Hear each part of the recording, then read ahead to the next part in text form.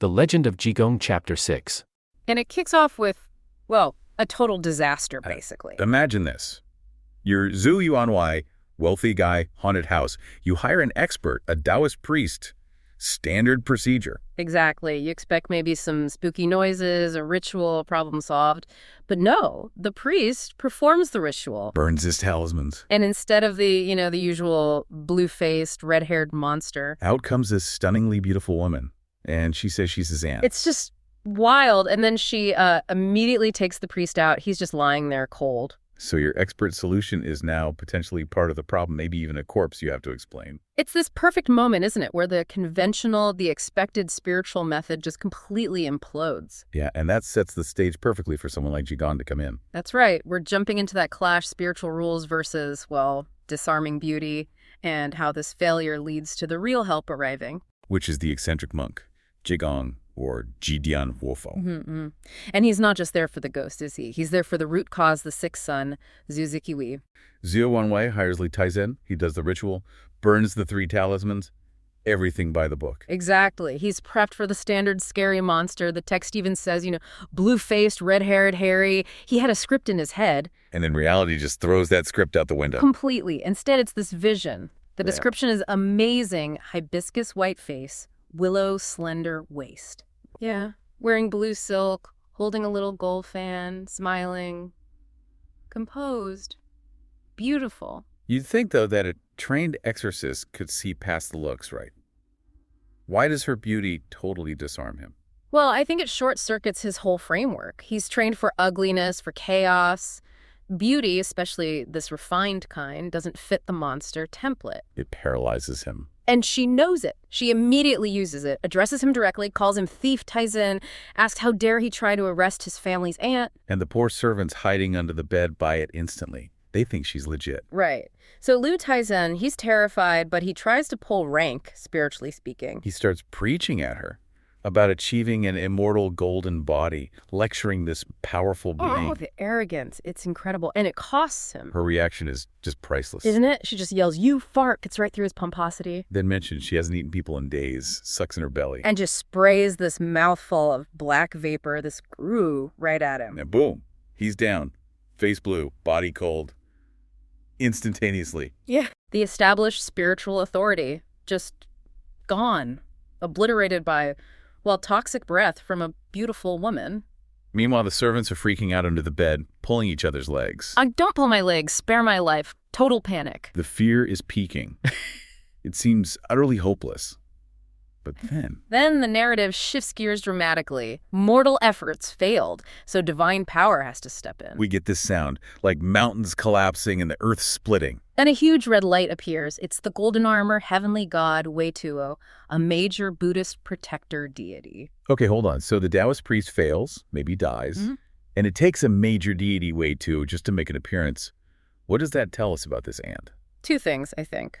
1, she's not just some minor spook. She's an immortal aunt, a Portia, way above Liu Taizen's pay grade. Right. And 2, Weituo shows up, there's chaos, and then the scene just cuts. It implies Weituo maybe pushed her back, stopped a total massacre, but didn't actually defeat her. The problem's still there. Exactly. The divine intervention was like damage control. So morning comes.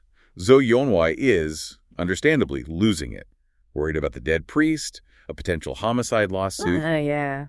and he's thinking of guying the statue Wei-Tu left behind, hoping that will fix things. Still looking for a conventional fix. Which is the perfect cue for Jigong. He just walks in with Zhu Yuanwei's friend, Su Beishan. And his first move isn't about the demon or the sixth son or the dead priest. Nope. It's, where's my statue? Right.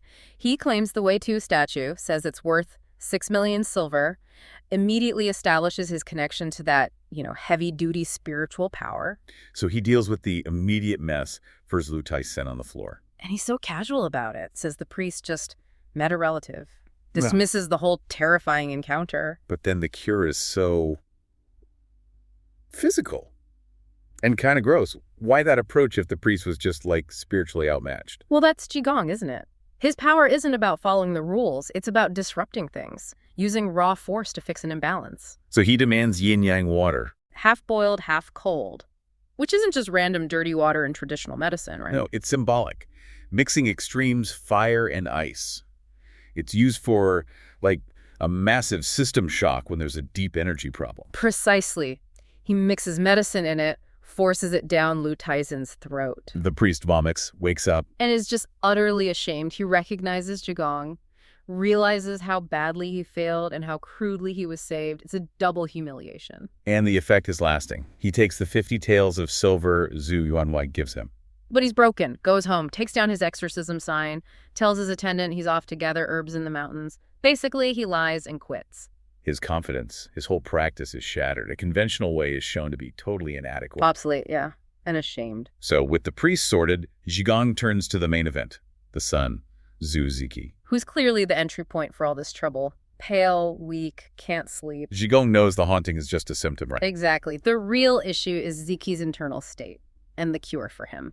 Even more bizarre. He pulls out this pill, the life-retrieving pellet. But it's how he gives it. He chews it up himself, opens the son's mouth, and just spits or sprays the words, which pen the medicine right in. The text even says Ziki is disgusted, but swallows it anyway. And the effect is instant. He feels this rumble inside and suddenly feels completely better, like a Mount Tai had been lifted from his body. So the physical sickness, the weakness, the exhaustion, it's gone. Just like that. The physical part is fixed, but Zhigong isn't done. He immediately switches from healer to judge. Starts yelling at him, right? Fiercely. Accuses him of major filial impiety for not having an heir judge. Basically saying Ziki's self-absorption created this spiritual vulnerability. That he brought this on himself, Yeah. using evil to attract evil. And then comes the physical shock treatment. The slap. Right on the forehead. The Tianling. Which is like the spiritual crown point, a really significant spot. And Ziki just collapses, vomits, seems to stop breathing, looks dead. It's spiritual surgery, isn't it?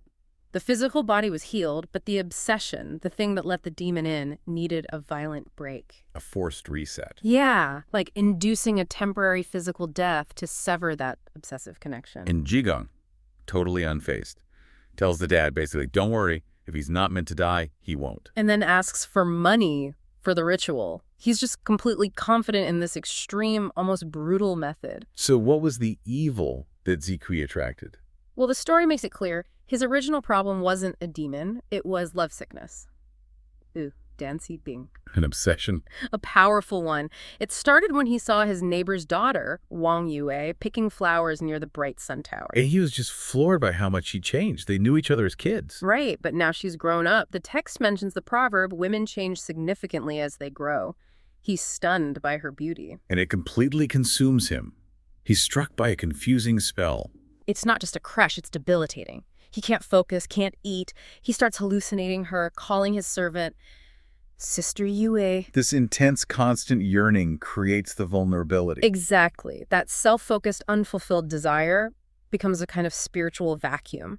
So when he's alone, wishing he could just fly to her, The curtainless. and in walks a woman who looks exactly like Wang Yue, his wish, fueled by his weakness, gets answered, but by the wrong entity. The obsession itself became the sickness that drew the ghost. Or manifested in that form.